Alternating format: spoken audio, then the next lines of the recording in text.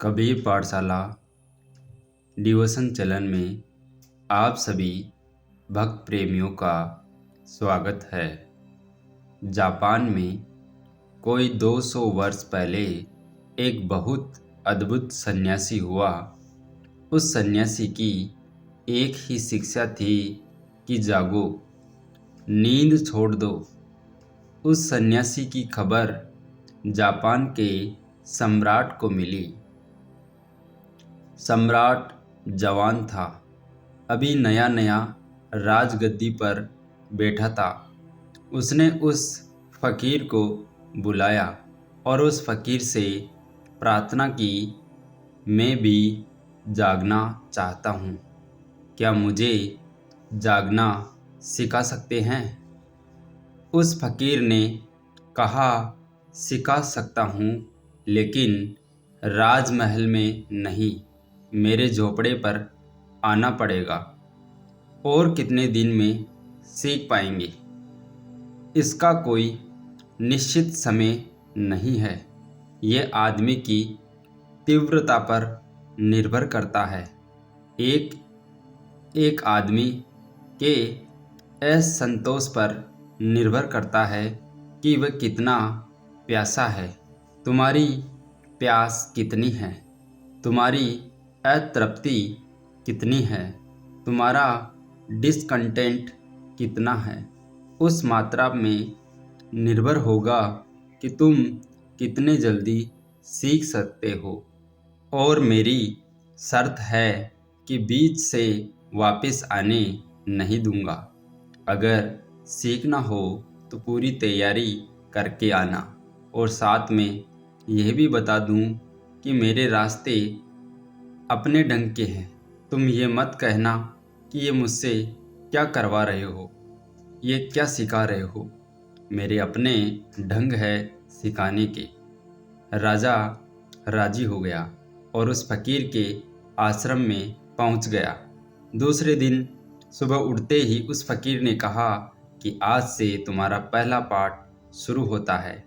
पहला पाठ यह है कि मैं दिन में किसी भी समय तुम्हारे ऊपर लकड़ी की नकली तलवार से हमला करूँगा। तुम किताब पढ़ रहे हो, मैं पीछे से आकर नकली तलवार से तुम्हारे ऊपर हमला कर दूँगा।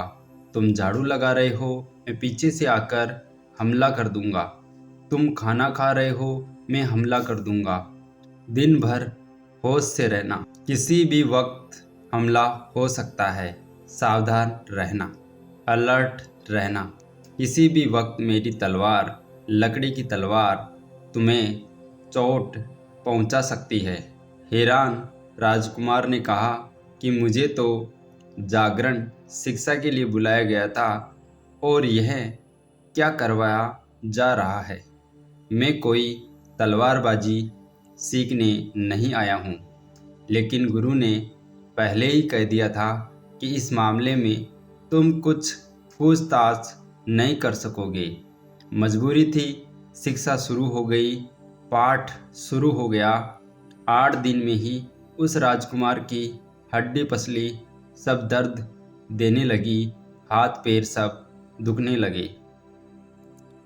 जगह जगह से चोट, किताब पढ़ रहे हैं, हमला हो गया, घूमने निकला, हमला हो गया। दिन में 10-25 बार कहीं से भी हमला हो जाता। लेकिन 8 दिन में ही उसे पता चला कि धीरे धीरे एक नए प्रकार का होश, एक जागृति उसके भीतर पैदा हो रही है। वह पूरे वक्त अलर्ट रहने लगा, सावधान रहने लगा। कभी भी हमला हो सकता है। किताब पढ़ रहा है तो भी उसके चित्त का एक कोना जागा हुआ है कि कहीं हमला न हो जाए। 3 महीने पूरे होते होते किसी भी तरह का हमला हो, वह रक्षा करने में समर्थ हो गया। उनकी ढाल ऊपर उठ जाती, पीछे से भी गुरु आए तो भी ढाल पीछे उठ जाती और हमला संभल जाता। 3 महीने बाद उसे चोट पहुंचाना मुश्किल हो गया। कितने ही अनअवेयर, कितना ही अनजान हमला हो, वह रक्षा करने लगा। चित्त राजी हो गया। चित्त सजग हो गया। उसके गुरु ने कहा कि पहला पाठ पूरा हो गया, कल से दूसरा पाठ शुरू होगा। दूसरा पाठ यह है कि अब तक जागते मैं हमला करता था, कल से नींद में भी हमला होगा, संभल कर सोना। उस राजकुमार ने कहा, गजब करते हैं आप, कमाल करते हैं आप। जागने तक गनीमत थी, मैं होश में था, किसी तरह बच लेता था, लेकिन नींद में तो बेहोश रहूँगा। उसके गुरु ने कहा, घबराओ मत, मुसीबत नींद में भी होश को पैदा कर देती है। संकट, क्राइसिस नींद में भी सावधानी को जन्म दे देती है। उसने कहा, फिक्र मत करो, तुम नींद में भी होश रखने की कोशिश करना। फिर लकड़ी की तलवार से नींद में हमले शुरू हो गए। रात में 8-10 दफ़ा कभी भी चोट पड़ जाती। एक दिन, 2 दिन, 8-10 दिन बीतते, फिर हड्डी पसली दर्द करने लगी। लेकिन 3 महीने पूरे होते होते राजकुमार ने पाया कि वह सन्यासी ठीक कहता है। नींद में भी होश जागने लगा, सोया रहता और भीतर कोई जागता भी रहता, स्मरण रखता कि हमला हो सकता है। रात में भी, नींद में भी ढाल को पकड़े रहता। 3 महीने पूरे होते होते गुरु का आगमन, उसके कदम की धीमी सी आवाज़ भी उसे चौंका देती और वह ढाल से रक्षा कर लेता। 3 महीने पूरे होने पर नींद में भी हमला करना मुश्किल हो गया। अब वह बहुत प्रसन्न था। एक नए तरह की ताजगी उसे अनुभव हो रही थी। नींद में भी होश था और कुछ नए अनुभव उसे हुए। पहले 3 महीने में जब वह दिन में भी जागने की कोशिश करता था, तो जितना जितना जागना बढ़ता गया, उतने उतने विचार कम होते गए। विचार नींद का हिस्सा है। जितना सोया हुआ आदमी, उतने ज़्यादा विचार उसके भीतर चक्कर काटते हैं। जितना जागा हुआ आदमी, उतना भीतर साइलेंस और मौन आना शुरू हो जाता है। विचार बंद हो जाते हैं। पहले 3 महीने में उसे स्पष्ट दिखाई पड़ा था कि धीरे धीरे विचार कम होते गए, कम होते गए। फिर धीरे धीरे विचार समाप्त हो गए। सिर्फ सावधानी रह गई, होश रह गया, अवेयरनेस रह गई। 2 चीज़ें एक साथ कभी नहीं रह सकती। या तो विचार रहता है या होश रहता है। विचार आया तो होश गया। जैसे बादल गिर जाए तो सूरज ढक जाता है, बादल हट जाए तो सूरज प्रकट हो जाता है। विचार मनुष्य के मन के बादलों की तरह घेरे हुए हैं। विचार घेर लेते हैं, होश दब जाता है। विचार हट जाते हैं तो होश प्रकट हो जाता है। पहले 3 महीने में उसे अनुभव हुआ था कि विचार क्षीण हो गए हैं, कम हो गए। दूसरे 3 महीने में एक और नया अनुभव हुआ। रात में जैसे जैसे होश बढ़ता गया, वैसे वैसे अपने ड्रीम्स, सपने कम होते गए। 3 महीने पूरे होते होते जागरण रात में भी बना रहने लगा, तो सपने बिल्कुल विलीन हो गए। नींद स्वप्न शून्य हो गई। दिन विचार शून्य हो जाए, रात स्वप्न शून्य हो गई तो चेतना जागी। 3 महीने पूरे होने पर उसके गुरु ने कहा, दूसरा पाठ पूरा हो गया। उस राजकुमार ने कहा, तीसरा पाठ क्या हो सकता है? जागने का पाठ भी पूरा हो गया, नींद का पाठ भी पूरा हो गया। गुरु ने कहा, अब असली पाठ शुरू होगा। कल से मैं असली तलवार से हमला करूंगा। अब तक तो लकड़ी की तलवार थी। उस राजकुमार ने कहा, आप क्या कर रहे हैं? लकड़ी की तलवार तक गनीमत थी। चूक भी जाता था तो कोई भी खतरा नहीं था। अब असली तलवार। गुरु ने कहा कि जितना चैलेंज, जितनी चुनौती चेतना के लिए खड़ी की जाए, चेतना उतनी ही जागती है। जितनी चुनौती हो चेतना के लिए, चेतना उतनी सजग होती है। तुम घबराओ मत, असली तलवार तुम्हें और गहराइयों तक जगा देगी। और दूसरे दिन सुबह से असली तलवार से हमला शुरू हो गया। सोच सकते हैं आप, असली तलवार का ख्याल ही उसकी सारी चेतना की निद्रा को तोड़ दिया होगा। फिर भी भीतर तक, प्राणों के अंतस तक वह तलवार का स्मरण व्याप्त हो गया। 3 महीने गुरु एक भी चोट नहीं पहुंचा सका असली तलवार से। लकड़ी की तलवार की उतनी चुनौती न थी, असली तलवार की चुनौती अंतिम थी। एक बार चूक जाए तो जीवन समाप्त। 3 महीने में एक भी चोट नहीं पहुंचाई जा सके और 3 महीने में उसे इतने शांति, इतने आनंद, इतने प्रकाश का अनुभव हुआ उस युवक राजकुमार को कि उसका जीवन एक नए नृत्य में, एक नए लोक में प्रवेश करने लगा। आखिरी दिन आ गया तीसरे पाठ का और गुरु ने कहा कि कल तुम्हारी विदा हो जाएगी। तुम उत्तीर्ण हो गए, तुम जाग गए। उस युवक ने गुरु के चरणों में सिर रख दिया।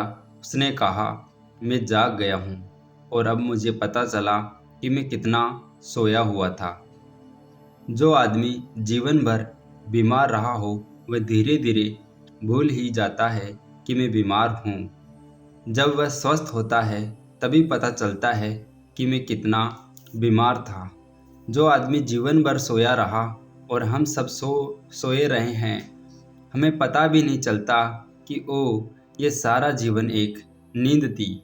जब सोया हुआ था तो जिसे मैंने प्रेम समझा था, जागकर मैंने पाया वह असत्य था, वह प्रेम नहीं था। जब मैं सोया हुआ था तो जिसे मैंने प्रकाश समझा, जाग कर पाया कि वह अंधकार से भी बदतर अंधकार था, वह प्रकाश था ही नहीं। जब मैं सोया हुआ था तो जिसे मैंने जीवन समझा था, जाग कर मैंने पाया वह तो मृत्यु थी, जीवन तो यह है। उस राजकुमार ने चरणों में सिर रख दिया और कहा कि अब मैं जान रहा हूँ कि जीवन क्या है। कल क्या मेरी शिक्षा पूरी हो जाएगी। गुरु ने कहा, कल सुबह मैं तुम्हें विदा कर दूंगा। सांझ की बात है, गुरु बैठकर पढ़ रहा है एक वृक्ष के नीचे किताब, और कोई 300 फीट दूर तक वह युवक बैठा हुआ है। कल सुबह वह विदा हो जाएगा। इस छोटी सी कुटिया में इस गुरु के पास उसने जीवन की संपदा पा ली है। तभी उसे अचानक ख्याल आया कि ये बूढ़ा 9 महीने से मेरे पीछे पड़ा हुआ है, जागने जगाने में, जागना जागना, सावधान सावधान। ये बूढ़ा भी इतना सावधान है या नहीं? आज मैं भी इस पर उठकर हमला करके क्यों न देखूं? कल तो मुझे विदा हो जाना है। मैं भी तलवार उठाऊं, इस बूढ़े पर हमला करके पीछे से देखूं ये खुद भी सावधान है या नहीं। उसने इतना सोचा ही था कि वह बूढ़ा वहाँ से दूर से चिल्लाया कि नहीं नहीं, ऐसा मत करना, मैं बूढ़ा आदमी हूँ, भूल कर भी ऐसा मत करना। वह युवक अवाक रह गया। उसने सिर्फ सोचा था। उसने कहा, मैंने अभी कुछ किया नहीं, सिर्फ सोचा है। उस बूढ़े ने कहा, जब मन बिल्कुल शांत हो जाता है तो दूसरे के विचारों की पगध्वनि भी सुनाई पड़ने लगती है। जब मन बिल्कुल मौन हो जाता है तो दूसरे के मन में चलते हुए विचारों का दर्शन भी शुरू हो जाता है। जब कोई बिल्कुल शांत हो जाता है तब सारे जगत में, सारे जीवन में चलते हुए स्पंदन भी उसे अनुभव होने लगते हैं।